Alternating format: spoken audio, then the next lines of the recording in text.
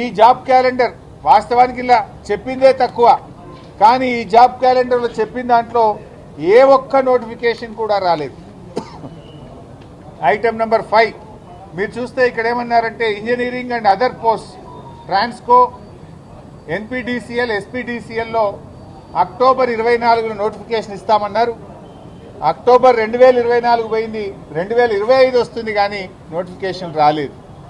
రెండవది gazetted category engineering services October 2024లో notification ఇస్తామన్నారు. ఇంతవరకు ఈ నోటిఫికేషన్ కూడా రాలేదు. అదేవిధంగా గ్రూప్ 1 ప్రిలిమినరీ అక్టోబర్ 2024లో ఇందులో ముఖ్యంగా అసిస్టెంట్ కన్జర్వేటర్ ఆఫ్ ఫారెస్ట్ ఉద్యోగాలకు నోటిఫికేషన్ ఇస్తామన్నారు.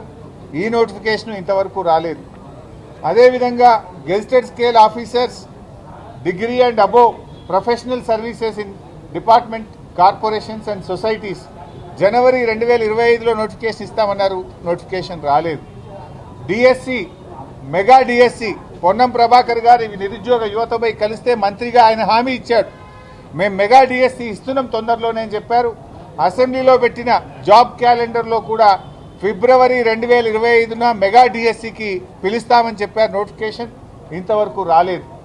అదేవిధంగా ఫారెస్ట్ బీట్ ఆఫీసర్స్ ఫిబ్రవరి 25న నోటిఫికేషన్ ఇస్తామని చెప్పారు. ఇది కూడా రాలేదు. ఎస్ఐ కానిస్టేబుల్స్ ఉద్యోగాలకు ఏప్రిల్లో నోటిఫికేషన్ ఇస్తామన్నారు. అది కూడా రాలేదు. ఏది రాలే. మీరు పెట్టిన జాబ్ క్యాలెండర్లో ఒక్క నోటిఫికేషన్ కూడా రాలేదు. ఇది జాబ్ క్యాలెండర్ కాదు, ఇది దగా క్యాలెండర్, జాబ్లెస్ క్యాలెండర్, నిరుద్యోగ యువతను మోసం చేసిన క్యాలెండర్ తప్ప ఏమి లేదు.